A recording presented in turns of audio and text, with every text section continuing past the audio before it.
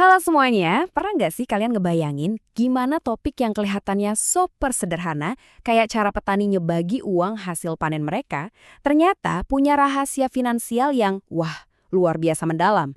Di pembahasan kita kali ini, kita bakal ngebedah bareng-bareng kearifan lokal yang benar-benar praktis dan bisa langsung kita tiru. Oke, mari kita langsung selami aja faktanya. Ada satu realitas yang lumayan paradoks di sekitar kita. Kalau dipikir-pikir, gaji atau pendapatan harian orang desa itu kan nominalnya seringkali lebih kecil ya. Tapi, faktanya banyak banget dari mereka, khususnya para petani, itu jauh-jauh lebih pinter ngatur uang dibanding orang kota yang gajinya mungkin 2 atau 3 kali lipat lebih gede. Nah loh, kok bisa pendapatan yang lebih kecil ini malah dikelola dengan jauh lebih baik? Masuk ke bagian pertama, strategi 3 bagian dalam mengelola hasil panen. Nah, rahasianya tuh ada di sistem mereka yang memang sudah sangat disengaja. Begitu panen tiba, uangnya nggak pernah tuh langsung dihabisin buat foya-foya. Yang benar-benar menarik dari pembagian ini adalah gimana mereka secara disiplin memecah uangnya ke dalam 3 pos utama yang porsinya sama besar. Pos pertama, dananya langsung dipisahin untuk modal tanam lagi. Ini penting banget buat ngejamin siklus produksi mereka nggak bakal berhenti. Terus pos kedua, baru deh dialokasiin buat kebutuhan rumah tangga sehari-hari. Dan yang ketiga, ini nih yang paling krusial. Sisanya mutlak disimpan sebagai tabungan darurat, ya buat jaga-jaga kalau amit-amit terjadi gagal panen di musim depan.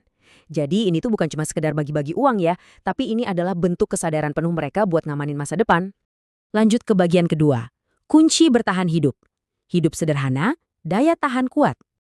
Dan ini dengan sangat brilian mengilustrasikan sebuah sistem manajemen resiko yang jujur aja super kokoh dalam menghadapi kondisi alam yang kan nggak bisa diprediksi ya. Makanya, kalau kita perhatiin, banyak petani yang hidupnya kelihatan sangat sederhana, tapi mereka kuat bertahan sampai bertahun-tahun. Jadi, kesederhanaan yang sering kita lihat itu sebenarnya sama sekali bukan tanda kekurangan. Sama sekali bukan. Itu justru bukti nyata dari kedisiplinan dan daya tahan finansial mereka yang luar biasa tangguh, terus bertahan dari satu musim ke musim berikutnya. Sekarang kita sampai di bagian ketiga, esensi kebijaksanaan finansial, ukuran pendapatan versus manajemen.